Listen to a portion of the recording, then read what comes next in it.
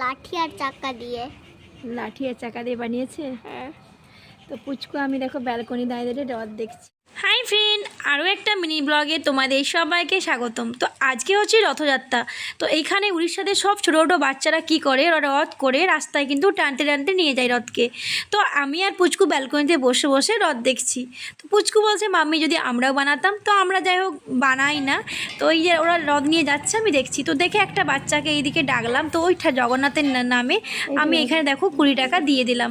তো বাচ্চারাকে বললাম যে যদি বেলপাতা দেখি ঠাকুরের কিছু থাকে তো দিয়ে দে। তো যাই হোক দেখো ছোটো বাচ্চা হলো, ওদেরও কিন্তু অনেকটাই মনে আছে। দেখো ঠাকুরের বেলপাতা, ওরা আমাকে ফুল দিয়ে দিয়েছে। তারপর এদিকে আমার দেখো শাড়ির কাস্টমার আসছে, আমি উড়িয়াতে কথা বলছি ওদের সাথে।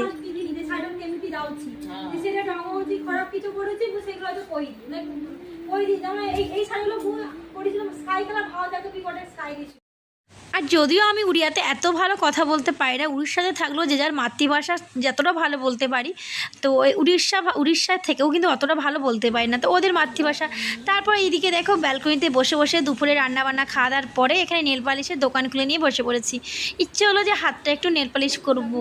নেল পালিশ পরে বেশ ভালো করে দেখো বেশ সুন্দর করে হাতগুলো বানিয়ে নিয়েছি। আর আমি তো কোনো নেল কাট কোনোদিন পরি না, তো তাই নিজে ঘরেই মাঝে মাঝে নেল পালিশ পরে একদম বড় বড় নখ করে নিয়েছি।